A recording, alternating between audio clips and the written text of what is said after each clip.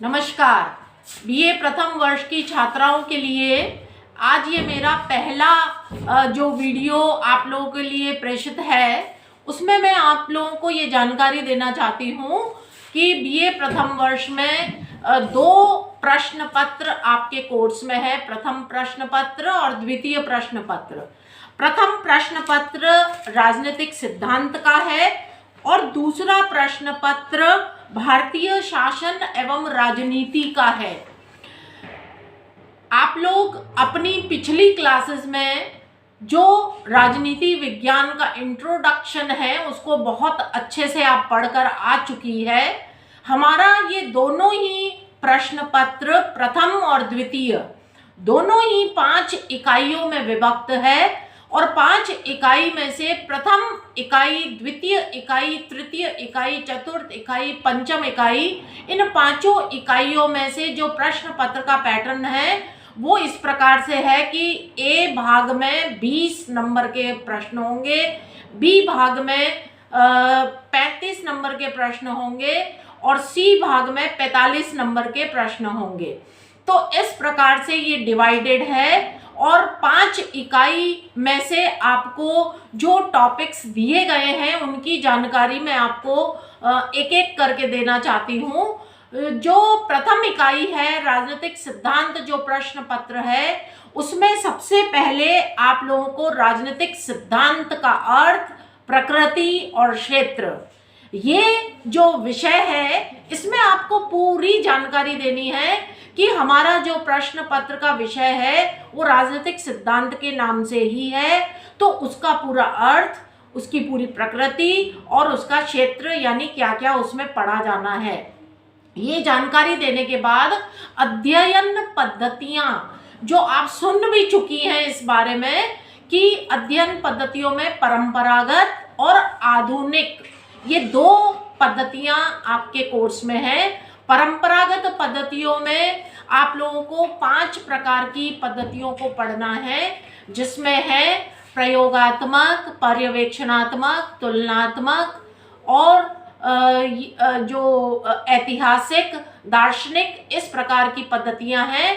लेकिन आधुनिक पद्धति में आप बहुत ही परिचित हैं व्यवहारवाद और उत्तर व्यवहारवाद।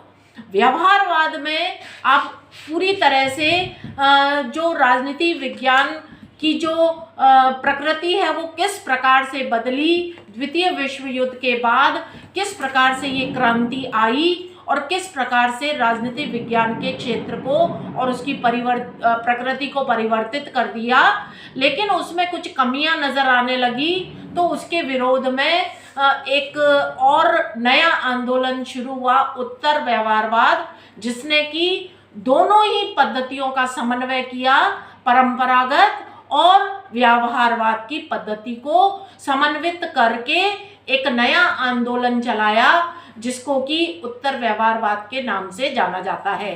तो ये 3 टॉपिक्स आपकी प्रथम इकाई में है, राजनीतिक सिद्धांत का अर्थ, प्रकृति और क्षेत्र और परंपरागत अध्ययन पद्धतियां और आधुनिक में व्यवहारवाद और उत्तर व्यवहारवाद। द्वितीय इकाई में राज्य की प्रकृति के बारे में आपको बताना है, जिसमें इसके आवश्यक तत्व व प्रकार जो है, उसके पश्चात राज्य का स्वरूप क्या है, उसकी प्रकृति क्या है, इससे संबंधित राज्य का आंगिक सिद्धांत यानी कि सावयव सिद्धांत, ये बहुत ही प्रचलित सिद्धांत स्पेंसर ने दिया था, जिसमें शरीर और राज्य को एक मानते हुए अपनी विचारधारा, अपनी अवधारणा को इन्होंने बताया और ये बताया कि जिस प्रकार से राज्य जो है विभिन्न व्यक्तियों से मिलकर के बना है, उसी प्रकार से विभिन्न अंगों से मिलकर के शरीर बना है, तो किस प्रकार से दोनों में समानता है और किस प्रकार से असमानता है, यही ये सिद्धांत है। और इससे राज्य के कार्य से संबंधित इसमें एक और टॉपिक आपके कोर्स में है, लोक कल्याणकारी राज्य की अवधारणा। लोकतांत्रिक देशों में आप देखते हैं कि लोक कल्याणकारी राज्य की अवधारणा को आजकल आधुनिक युग में बहुत करीब करीब सभी लोकतांत्रिक देशों में इस अवधारणा को अपनाया गया है ताकि लोगों के कल्याण के लिए, उनके जीवन के लिए और उनकी जो बेसिक नीड्स है, जो आवश्यकताएं हैं, उसकी पूर्ति के लिए राज्य के क्या कार्य होंगे, यही कुछ इसमें पढ़ना है।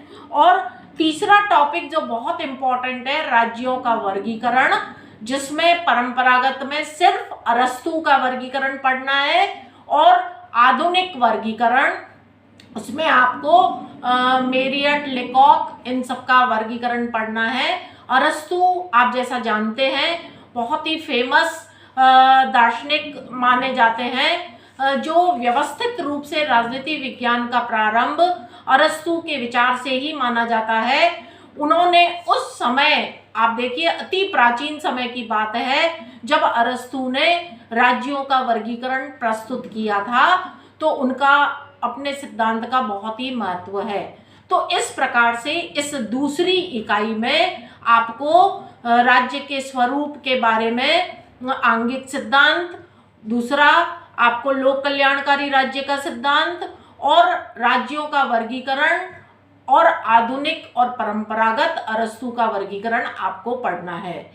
तीसरी इकाई पूरी तरह से संप्रभुता के 3 सिद्धांत इसमें लिए गए हैं, जिसमें आपको संप्रभुता के आवश्यक तत्व और प्रकार, इसके अलावा जॉन ऑस्टिन ने एक संप्रभुता का सिद्धांत दिया था, उसकी आलोचना और उसके सिद्धांत को पढ़ना है। इसके अलावा जो स्वतंत्रता, समानता, न्याय और अधिकार, ये 4 जो आप अवधारणाएं देखते हैं, उनके बारे में आपको पढ़ना है। स्वतंत्रता से आप परिचित हैं, समानता से परिचित है, न्याय से परिचित है और अधिकार, ये चारों ही बहुत ही महत्वपूर्ण अवधारणाएं हमारे मानी जाती है। उन सब के बारे में, उनका अर्थ, विशेषताएं और प्रकार और अधिकार के विभिन्न सिद्धांत, ये आपकी तीसरी इकाई में है। चौथी इकाई में पूरी तरह से 5 अवधारणाएं ली गई हैं: शक्ति, सत्ता, राजनीतिक संस्कृति, राजनीतिक विकास, राजनीतिक समाजीकरण। ये 5 ही अवधारणाएं, जैसा कि आप जानते हैं, आधुनिक राजनीति विज्ञान को समझने के लिए इन 5 ही अवधारणाओं को समझना बहुत आवश्यक है। इसीलिए इस इकाई में शक्ति, सत्ता, राजनीतिक संस्कृति, राजनीतिक विकास और राजनीतिक समाजीकरण को लिया गया है। लास्ट यानी 5वीं इकाई में लोकतंत्र, पूरी तरह से उसका अर्थ और उसके गुण व दोष, आप सभी जानते हैं, लोकतंत्र से आप बहुत परिचित हैं। जनता का शासन, जनता के लिए, जनता के द्वारा, उसके क्या गुण हैं, उसके क्या दोष हैं। इसके अलावा एक बहुत ही महत्वपूर्ण टॉपिक इसमें लिया गया है, शक्ति पृथक्करण।